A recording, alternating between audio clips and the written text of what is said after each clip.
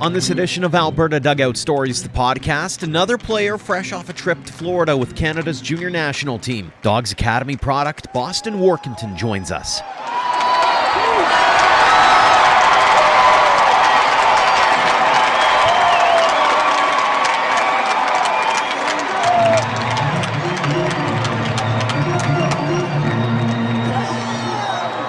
Welcome to episode 150 of Alberta Dugout Stories, the podcast. I'm Joe McFarland. Before we get started this week, we just want to say a giant thank you to everyone for supporting us, checking out our social media, reading our stories, and listening to this podcast. We honestly could not do it without all of you. It's incredible to think that we're 150 episodes in, and we just can't wait to bring you even more. We'd like to take a moment as well to thank all of our teammates, like the Okotoks Dogs. They are platinum supporters, part of our new tiered sponsorship program. The Dogs have been with us from the beginning as our first sponsors, and we're first to jump on board with this new program. So a big thanks to John and everyone with the Okotoks Dogs for their continued support. Speaking of those dogs, let's get into this week's episode. A handful of them were named to the Baseball Canada Junior National Team, taking part in the Best of 7 Friendship Series against the U.S. a few weeks back.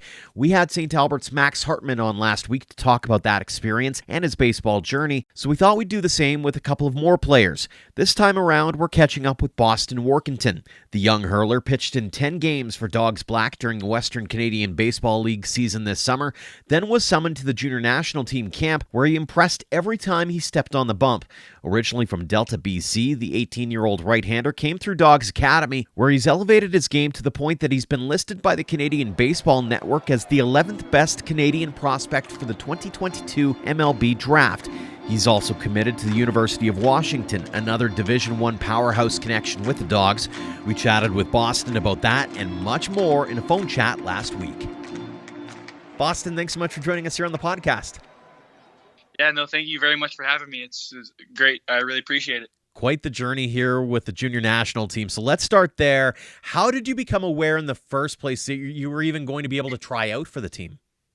Well, at the beginning of the year, we had some sort of scout day where Greg Hamilton, the head coach, the recruiter there, he came down to watch, and I pitched pretty well. And one of the guys on my team said, "Yeah, that you did a pretty great job. I'd be surprised if you didn't get the call to go try out there."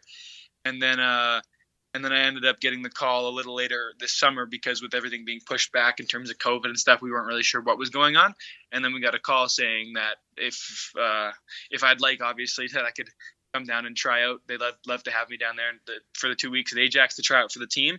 And originally it was for the tryout for Worlds, but unfortunately that got pushed back. So it was the tryout for the Friendship Series against the U.S. What went through your mind when you got that phone call? Oh, honestly, just pure excitement. I'm like, holy cow, this is actually happening. I got the call. Wow, that's amazing. It's been one of my goals for a pretty long time. So to get that call, it felt pretty special. So take us through that process. You hop on a plane, head out to Ajax. What was that whole experience like?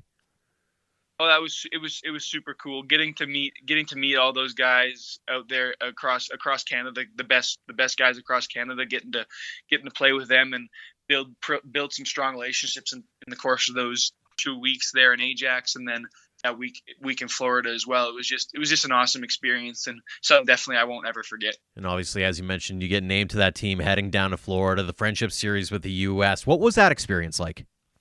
Again, such a cool thing to experience, to be able to play against, like, first of all, play with the best players in Canada, and then play against the best players in the United States. Obviously, they're pretty big powerhouse there, but it was just gives you a lot of perspective almost in terms of where you're at individually and kind of as a country too, just to be able to play them and compete too, which was pretty cool. Mm-hmm. I know the score is one thing, but in a camp and a tournament like that, I assume it gives you a bit of an opportunity to work on things, maybe see things through a different perspective. Did you learn anything about yourself or learn some things about your gameplay that maybe you'll be able to take with you going forward? I think for sure.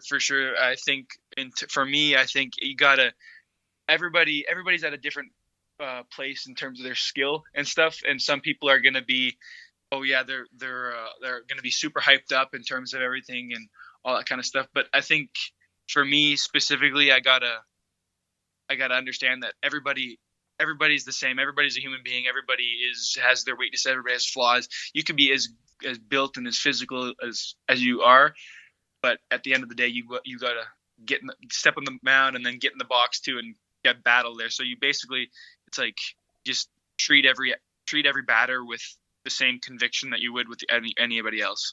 Any favorite moments during the course of the last few weeks or times that left you a little awestruck, maybe? I think for me, just being able to step on the mound my first outing against Team USA, being able to step on that mound and just kind of see the guys step in the box, and then everybody else, the scouts in the back there with their radar guns and their notebooks. I think that for me, I had to take a deep breath there. That just left me kind of in awe. We were sharing a story off air about some off-field shenanigans. We'll call them that. Why don't you walk us through what happened during one of the games? Well, before the pregame, what we had here, so we did a lot of pregame stuff and warm-ups, and then we did our anthems, and I actually ended up having a standoff with one of the guys on Team USA. So basically, it was at the end of the anthem, we had our hats to our hearts still, and we were basically just standing there until one of us went back to the dugout. It actually got to the point where the pitcher had finished all of his warm-up pitches, and there was about to be a guy who stepped into the box before the Team USA guy went back into the dugout, and I actually won that standoff, which was pretty funny and pretty cool. Was that something that was sort of preconceived, or was it organic? Like, how does that all come to be that you even notice that you're trying to be the last one to leave the field? Well, to be completely honest, it was kind of just one of those things where I thought to myself before, I'm like, I've seen a lot of these happen on social media type thing. So I'm just going to see what happens. I'm just going to stand out here. And if somebody decides that they want to stand out there with me on the other team, then we've got a standoff type thing. But it really wasn't anything that I thought of like the day before or anything like that. It was kind of just when I stepped on the line and kind of see what happens. Mm-hmm. When you look back on it, what did it mean to you to be mentioned as one of the top 25 Canadian prospects under 18? It felt really special, and I think that I'm grateful for all the opportunities that I've been given and everything that's happened over the course. There's definitely been ups and downs, but to look back at that, it seems pretty amazing. How special was it from your perspective to be able to do it with some people that you've known for a while now, whether it's through Dogs Academy or I assume you had a few buddies as well that might have grown up in BC alongside you? Oh, for sure. That was super cool to even have start that camp with not knowing really anybody there. I guess knowing the four or five, six guys that came with me from Okotoks, and then some of the guys from BC too, but the rest of them I just completely new faces. It really helped for sure. I definitely grew up with a couple of those guys from BC too, played against them, played with them, and that definitely helped for sure. It was pretty cool to see where we've all come. I assume as well that you kind of create lifelong friendships through that as well, because you all of a sudden get to be peers with some of these people across the country that you kind of maybe knew by name, but you didn't know face to face at all. Oh, for sure. Yeah. Those 3 weeks that we're able to spend with everybody, there's relationships and stuff like that I think will be lifelong, and just, it was super cool to be, cause you're with them pretty much. We've got the 2 weeks in Ajax where we were pretty much there 7 hours a day at the field, and then we come back to the same hotel and eat at the same restaurants, and then we went down to Florida too we were spending all day together and stuff like that, the bus rides, the games. So definitely for sure you get to know people pretty well and spend a lot of time with them, so for sure. I know hockey players get asked this a lot when it comes to wearing the maple leaf on the chest, and I know it's not quite the same with the baseball uniform, but at the same time, what did it mean to you to put on the maple leaf and represent Canada? Oh, I think that was something that really special for me, and I hold that pretty close to my heart. With being able to represent my country with Canada across my chest is something pretty special in my opinion. Let's go back to the beginning here, Boston. Do you remember the first moment you stepped onto a baseball field, and were you in love with it right away, or was it something that you had to kind of get an acquired taste later on? Oh yeah. I talk to my parents about it all the time. It's as soon as I was a little kid, I had a helmet on, I had a glove, I was swinging a bat around. It was for sure, I think, something right from the get-go I fell in love with. Did you have other sports that you were interested in? Did you have to make a choice at some point down the line, or was it baseball all the time right from moment one? Oh, I played a lot of sports. I grew up playing soccer. I played hockey. I played school basketball, school volleyball. I was involved in a lot of stuff. I think when I really made the switch to focus on baseball was when I moved out to Okotoks. When I made that decision to go from BC out to Okotoks. What was it about baseball that stood out for you? Honestly, I think it was just the environment. First of all, I loved being outside, and I loved that. But I also just loved being around it, throwing a baseball, and when I was hitting the baseball as well. And it was just, I don't know what it was. It was just something that clicked with me, I guess. Now, as mentioned, you grew up in the North Delta area, I believe, end up at Dogs Academy in Okotoks. How did that opportunity all come to be? Well, I got a phone call, or not a phone call, a text from one of my buddies, Matt Wilkinson, we both grew up in Ladner, BC, which Okay. is we're both from the same hometown. He texted me, he said, my coach is pretty interested in you. What would you think about coming down to Okotoks? And when he first sent me this text, I was kind of laughing. I was like, well, why the heck would I want to go out there? I'm pretty comfortable where I am. But then I talked to my dad. I was actually started giving it some thought. I talked to my mom and dad. I started giving some thought. I was like, is it totally crazy that I'm considering this? Because I'd never been away from home for any lengthy period of time, or away from my family type thing. So that was a pretty big decision for me. And obviously, it probably helped a little bit knowing Matt and maybe knowing a few faces around the diamond to be able to make that decision just a little bit easier. Oh, for sure. And yeah, definitely. I had another guy, Cody Hendricks, who came out with me from BC, who I played with and against a lot as well. And that definitely made it a little easier for me. But to be completely honest, looking back at it now, and I guess hindsight is 2020, I think it's one of the best decisions I've ever made in terms of my baseball career and just in life in general. What did that program mean to you, and not just your development as a baseball player, but also as a young man?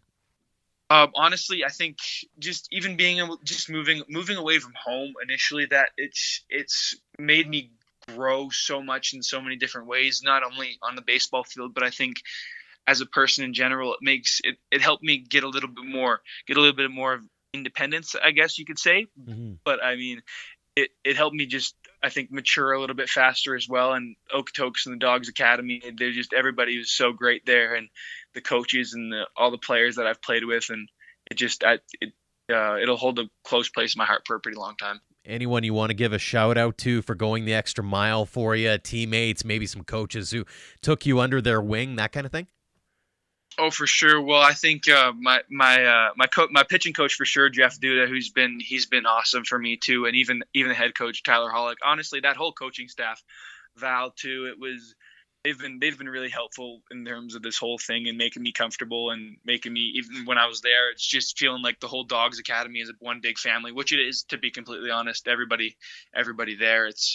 And obviously my parents too, which helped me get through it. I talk to them pretty much every day. I let them know what's going on, type of thing, and they've helped me through this whole process. See, my entire family, my two brothers too. It's been a crazy ride, but honestly awesome. That's fantastic to hear. One of the things that I've heard about that program through talking to actually Cody and Matt and Max and a bunch of other guys is that team was something special. Just that group of guys who came together, you go and win tournaments together, and you just dominated in every facet. In your eyes, what was so special about that group?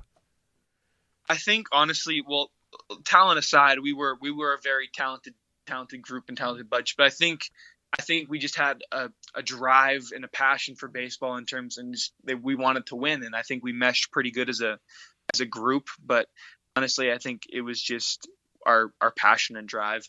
You get to play with Dogs Black this past summer. What was that experience like? Oh, being a part of that league this past summer in the college league, and playing in front of thousands of people. It was I remember the first time I stepped on the mound in front of a group of people. It was down in Lethbridge, and it was just another thing that I had to kind of just take a second and be like, wow, this is this is crazy, because I don't think I've ever played in front of more than maybe 100 people, and to be going up there and pitching in front of 1,000 people or a couple thousand people is just something I was in awe of. It was such a cool experience and something crazy. I really loved being a part of it. And you guys had a couple of college players on that team as well. As somebody who's looking to get to that next level, how much picking of the brains are you doing with some of those veteran guys who've maybe been to that WCBL level before, or been to that next level that you're hoping to achieve? Oh, for sure. I really like to talk to people or talk to those guys about in terms of being even just on the mound too, just mentality with that's a big thing that I like to talk about. That's I'm always working on the mental side of the game too. It's just how you mentally prepare for an outing, or just how you are in terms of mentality, how you want to attack people, and just say basically here it is, try and hit it type of thing as in terms of the pitching side. And you've committed to Division I University of Washington. How did that opportunity all come to be? Well, that happened actually, I believe, last not this past summer, but the summer before. It was a lot of connections like with my pitching coach Jeff Duda and Tyler Hollick too. They helped that make that happen. But there was a lot of video being sent in terms of the COVID year, and they got to watch the live stream of games and see my progression. And I think it was pretty much the first day after I hit a 90, which was about a year and a bit ago now. And I got on the phone with them. They said they've been watching me progress. They've been getting videos from my coaches, and then we kind of had our first conversation. It kind of the relationship kind of sparked from there, and we went forward, and then ended up committing probably about a month later. Were there other schools that you had your eye on originally, or was it something where you went, okay, you know what, these guys have shown interest from the get, let's get at it? I definitely had been talking to a couple other schools for sure. I was talking with Illinois State as well and University of Maine, and there was a couple others that hadn't been going too deep. But I think in terms of Washington has always been one of the schools that I've been interested in. One of my top, if not, my favorite school, honestly, since I've been a kid. It was something that I was just like, wow, it'd be really cool to go here. And the fact that it was even an option for me was pretty mind blowing. And I was super excited about it. And it was for sure something I was just kind of like, this just makes sense for me. I suppose it doesn't hurt as well that you're right close to home as well, so you're able to have family and friends come down every so often and cheer you on when you get down there as well. Oh, that definitely helps for sure. That was definitely a factor in the decision too. Not only was it one of my favorite schools growing up, it's 2.5 hours away from my house as a drive. So, and we've even got a place out there in Seattle. So it was kind of that definitely helped, and it seemed like a no-brainer almost. Very cool. What excites you the most for that opportunity to be able to move to the next level of baseball? Honestly, just that being able to go and that college experience too. And honestly, that my end goal is to be able to play professional baseball. So I think that step too, it just helps me and possibly get that one step closer to the professional side. So that also it excites me a lot there too. What kinds of things are you hoping to work on over the next year as you prepare to take that next step? For me, I want to. I'd like to be able to gain a little bit in terms of strength and velocity on the mound, and I just want to get stronger as a player, both physically and mentally, and kind of be totally be prepared for that next level of college baseball. Fantastic. Well, a couple more questions for you. They're pretty standard here on the podcast. The first one, whether it was Dogs Academy, whether it was back home in BC, you probably had some alumni or former pros or that kind of thing who came through, maybe offered a piece of advice or words of wisdom for you on how to get to the next level. Now that you're that guy who's kind of got the benefit of 2020 hindsight, and maybe you get that opportunity to go back and talk to those 12 or 13 or 14-year-old kids, what kinds of advice would you offer to them? I think, to be completely honest, it would be just follow your dreams. Honestly, don't let anybody tell you can't do something, because when I was younger, I wasn't really sure if this was where I'd be at this moment in time, playing for the junior national team, being committed to a Division I school, one of my favorite schools to be exact too. And I think just follow your dreams and don't let anybody tell you what you can't do. Love that one. Final question for you here, Boston. What does the game of baseball mean to you? It means so much. I think it's just it's been my life for a really long time, and it made connections for me and relationships that I won't ever forget. And I think it's really helped me not only become a better person for myself, but I think people around me too. I think it helps me deal with relationships better, not only on the field, but off of it as well. And I think it's just helped me as a person in so many different ways. Boston, congratulations on all the success you've had to this point. Continued success going forward. All the best going forward. Thank you so much for joining us here on the podcast. Well, thank you very much for having me. It's been awesome, and I really appreciate it. Thanks again to Boston Warkentin for joining us this week, and thanks to all of you for downloading and listening. If you haven't already, leave us a rating and review on your podcast app of choice, as those kinds of actions help spread the word about us and the great guests we have on. Until next time, thanks again for all of your support, no matter the platform of Alberta Dugout Stories.